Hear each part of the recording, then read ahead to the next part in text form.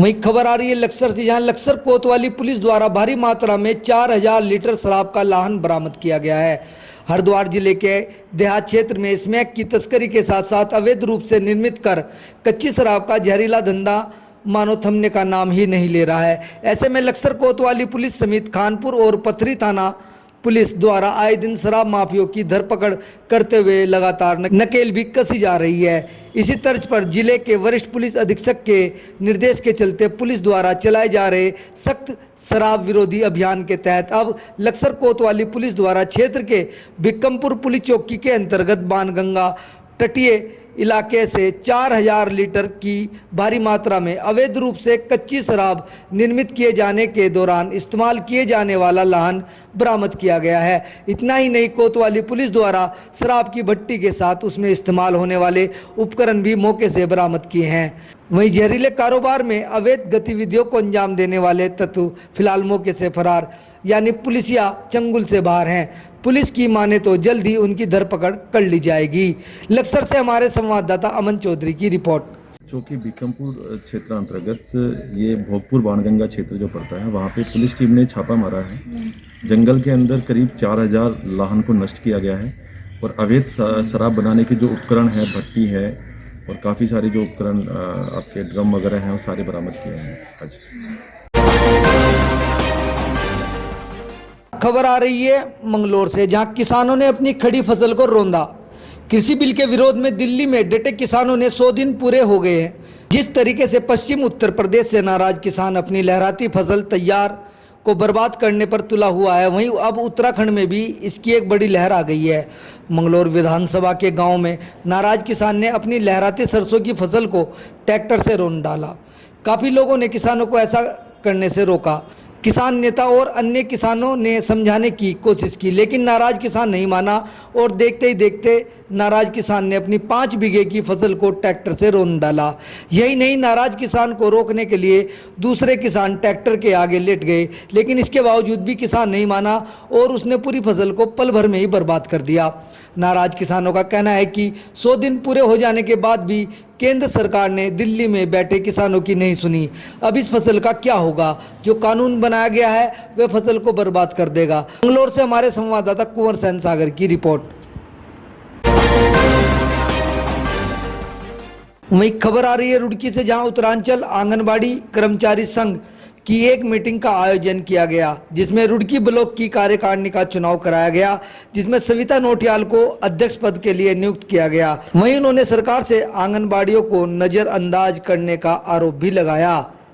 कार्य पूर्ण हो चुके हैं, लेकिन सरकार ने अभी तक जो आंगनबाड़ी बहनें और उत्तराखंड की और जो राष्ट्र लेवल पे काम कर रही है जमीनी स्तर पे, उनके लिए सरकार ने अभी तक कुछ भी नहीं सोचा है और मुझे लग भी नहीं रहा है कि वो कुछ विचार कर रहे हैं। इतना हमारा मतलब काम है, हमने अपने विभाग के अलावा बहुत सारा काम किया है और सभी बहनों ने अपनी जान जोखिम में डालकर क्षेत्र में काम किया है, लेकिन सरकार ने ना कोई प्रोत्साहन राशि हमें दी है, ना मानदेय वृद्धि के लिए हमारे कोई विचार किया है। तो आगामी हमारी रणनीति ये है कि सरकार को जगाने के लिए हम संगठन में मजबूत कुछ कदम उठाएंगे। आज हमारा रुड़की ब्लॉक में जो था वो ब्लॉक कार्यकारिणी का हमने चुनाव कराया है, जिसमें हमने अपनी बहन सविता नोटियाल जी को ब्लॉक अध्यक्ष पद पर नियुक्त किया है सर्वसम्मति से। और इसके बाद हम लोग संगठन के जो काम है, हमारी जो मांगे हैं, डिमांड्स है सरकार से, उनको लेकर हम सरकार तक जाएंगे, क्योंकि आप सभी जानते हैं कि सरकार के 4 साल पूरे हो चुके हैं, लेकिन इन 4 सालों में हमारी सरकार ने आंगनबाड़ी कार्यकर्ताओं के कुछ भी नहीं किया है। कोई समस्या हल नहीं की है, समस्याएं जैसे कस बनी हुई हैं और ना ही हमारे जो माननीय मंत्री जी हैं देवकार्य जी, वो भी इस पर कोई भी संज्ञान नहीं ले रही हैं, जबकि होना चाहिए था कि 4 साल में एक बार भी आंगनबाड़ी के प्रतिनिधि मंडल से अभी तक वार्ता नहीं की, ना ही उनकी समस्याएं। जैसा कि आप सभी को विदित है कि सरकार के 4 साल का कार्यकाल पूर्ण हो चुका है और सरकार ने अभी तक आंगनबाड़ियों की कोई भी समस्या का समाधान नहीं किया है। या तो सरकार आंगनबाड़ियों को इंसान ही नहीं समझती है, बंधुआ मजदूर की तरह हमसे काम करा रही है, लेकिन अभी तक हमारी किसी भी मांग पर उन्होंने विचार नहीं किया।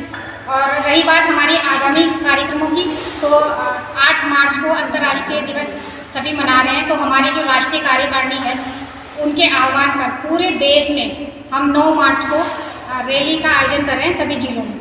और रैली के माध्यम से हम सरकार का ध्यान अपनी ओर आकर्षित करना चाहते हैं, ताकि उन्हें लगे कि हम भी जो आंगनबाड़ी में काम करिए, हम भी महिलाएं हैं, क्योंकि हमारी सरकार महिलाओं के लिए बहुत बड़ी बड़ी योजनाएं, घोषणाएं और बहुत बड़े दावे करती है। लेकिन हम जानते हैं कि सच्चाई क्या है। जमीनी स्तर पे हम लोग काम कर रहे हैं और कितना हम काम कर रहे हैं ये हमारी सरकार भी जानती है। सर, जो आज मुझे जिम्मेदारी दी गई है मैं उसे बहुत ही ईमानदारी के साथ निभाऊंगी और जो हमारा संगठन कार्य कर रहा है उसे और आगे बढ़ाने की कोशिश करेंगे और सरकार तक अपनी सारी जितनी हमारी डिमांड्स हैं वो हम सरकार तक लेके जाना चाहेंगे, ताकि हमारी जो सुनवाई है सरकार सुन सके, हमारी बातों पर गौर कर सके और हमारा अपना वजूद है, जो हमारी अपनी एक सेल्फ रिस्पेक्ट है, वो हमें मिल सके।